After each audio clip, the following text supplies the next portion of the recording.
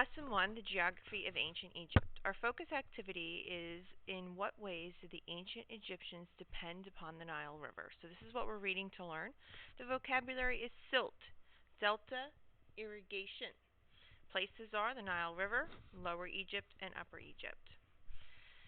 Read aloud. Hail, O Nile, who comes to give life to the people of Egypt, created by the sun god to give life to all who thirst, who lets the desert drink with streams descending from heaven, who makes barley and creates wheat so the temples celebrate. When the Nile River overflows, offerings are made to you, cattle are killed for you, that your goodness to be repaid. These words are from a 3,000-year-old Egyptian song, Hymn to the Nile. Around 5000 BC, people began building farming villages in the river valley in Africa.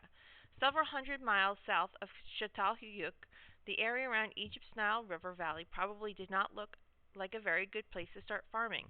The river wound its way through a vast desert with few signs of life. Yet every year the Nile flooded its banks. The river swamped everything in its path with water and mud for 4 solid months, from July through October. This yearly flood made the Nile Valley lush and green. It also allowed people to make the land. With the help of the water from the Nile River, ancient farmers turned the valley into a productive agricultural region. And that's important to know. The area was dry, but then from July through October, it received water with important silt.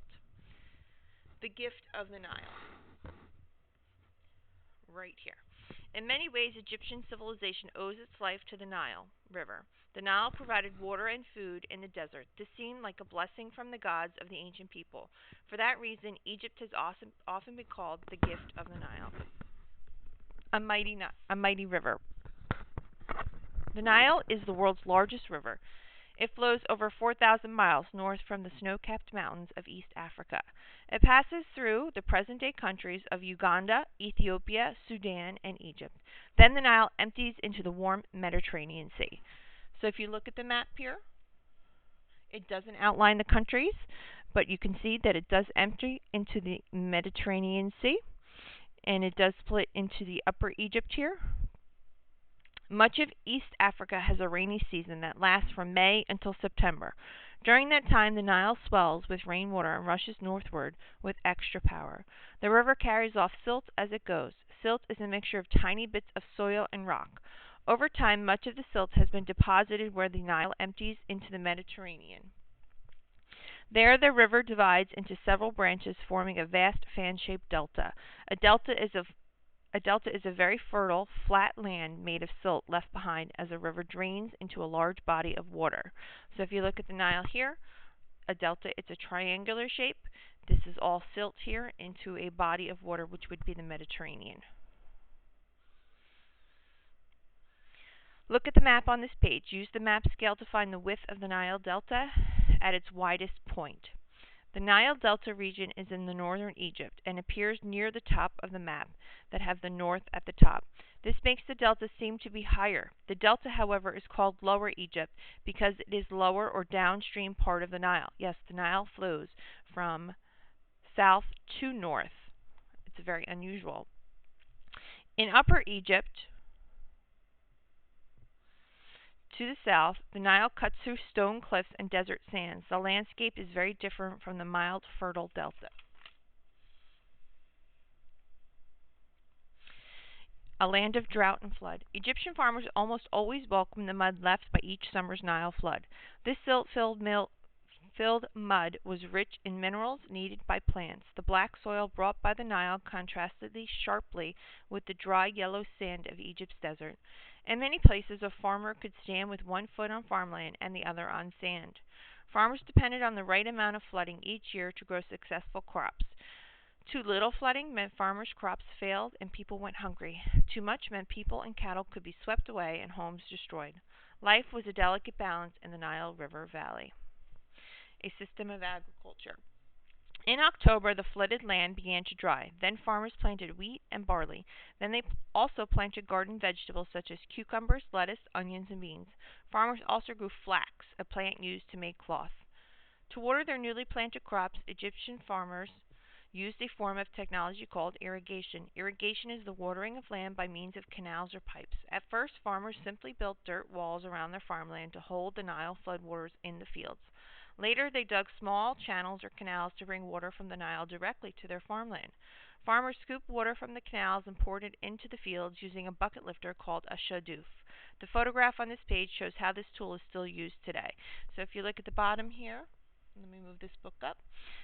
It's actually a bucket, and this is the lifter. So they would lift the bucket up and out. Because see how hard it would be to lift? The water is much further down.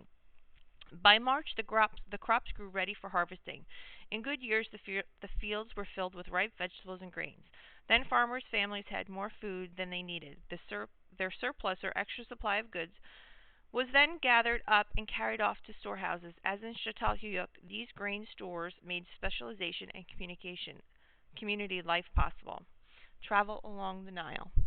Harvest time ended in late July before the Nile once again began to flood. During the 4-month flood season, farmers could not work in their fields. Instead, many used the time to visit neighboring villages. Flood season was one of the busiest times for travel on the Nile, yet river traffic was heavy all year. The Nile was the main way that people and goods moved from place to place. That's interesting. It was the main way people and goods moved from place to place. The 600-mile journey between Upper and Lower Egypt would take over a month to walk. In a reed boat, it will only take about half the time. Why it matters. By 5000 BC, life in the early farming communities of the ancient Egypt centered around the Nile River. The river provided the Egyptian people with fertile soil, water for irrigation, and a means of transportation. Throughout Egypt's long history, the world's longest river has played a key role. In time, the ancient Egyptians used the Nile to build the largest civilization the world had ever seen.